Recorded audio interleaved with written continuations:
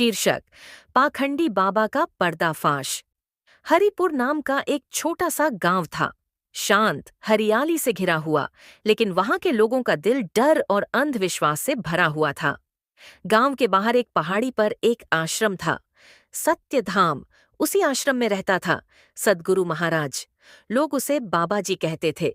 सफेद कपड़ों में लिपटा, लंबी दाढ़ी, माथे पर तिलक, बाहर से बिल्कुल पवित्र दिखने वाला इंसान, लेकिन अंदर से एक ऐसा शख्स जो अपनी झूठी भक्ति से लोगों की भावनाओं को लूटता था।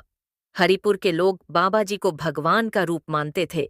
किसी का बच्चा बीमार हो तो बाबा के पास जाते, किसी की शादी न हो रही हो तो बाबा से आशीर्वाद लेते। बाबा ने एक नया ध्यान कक्ष बनाया था, जहां वह लड़कियों को शुद्ध ध्यान सिखाने के नाम पर बुलाता था। गांव की औरतें और लड़कियां मासूमियत में उसे सच्चा संत समझकर जातीं। एक दिन शहर से आई एक लड़की, नैना, हरिपुर में रहने लगी। उसकी माँ बीमार थी और उसने सुना था कि सद्गुरु महाराज चमत्कार करते हैं। वह माँ को लेकर बाबा के आश्रम पहुंची। बाबा ने नैना पर एक नजर डाली और उसकी आंखों में कुछ ऐसा चमका जो एक संत की नहीं थी, पर नैना समझ नहीं पाई। बाबा ने कहा, बेटी, तुम्हारी माँ पर बुरा साया है। उसे दूर करने के लिए तुझे हर दिन आश्रम आना होगा।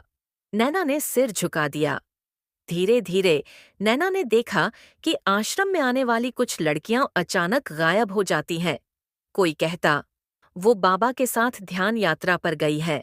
कोई कहता, उनका आत्मा शुद्ध हो गया, वो शहर चली गई। लेकिन किसी ने उन्हें लौटते नहीं देखा। एक रात नैना ने बाबा के कमरे से अजीब अजीब आवाजें सुनी। वह डर गई, लेकिन अंदर झांकने की हिम्मत की।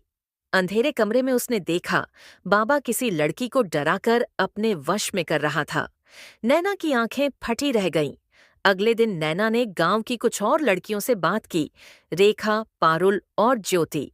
धीरे धीरे सबने कबूल किया कि बाबा ने उनके साथ आशीर्वाद के नाम पर गलत हरकतें की थीं, लेकिन वे डर के मारे चुप रहीं, क्योंकि बाबा के भक्त बहुत थे। नैना ने कहा, अगर हम चुप रहे तो अगली कोई और होगी। अब हमें डर नहीं, सबूत चाहिए। लड़कियों ने बाबा के कमरे में एक छिपा हुआ मोबाइल कैमरा लगाया। बाबा को जरा भी शक नहीं हुआ। अगली शाम बाबा ने फिर किसी को शुद्धि अनुष्ठान के लिए बुलाया और तभी कैमरे ने सब रिकॉर्ड कर लिया। वीडियो देखकर सब सन्न रह गए। अगले दिन नैना और बाकी लड़कियां गांव के चौपाल पर पहुंचीं। वहां सैकड़ों लोग इकट्ठे थे। नैना ने कहा, आप जिस बाबा को भगवान मानते हैं वो हमारे गांव की बेटियों का अपराधी है।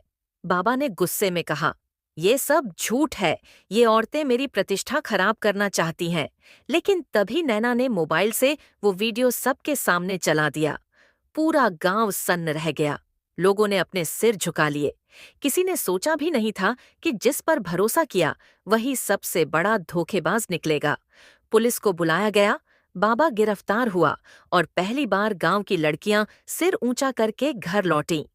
नैना की मां धीरे धीरे ठीक होने लगी।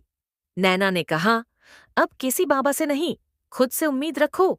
हरिपुर के मंदिर की घंटियां अब भी बजती हैं, लेकिन अब वहां लोग अंधविश्वास से नहीं, सच्चाई के विश्वास से जाते हैं।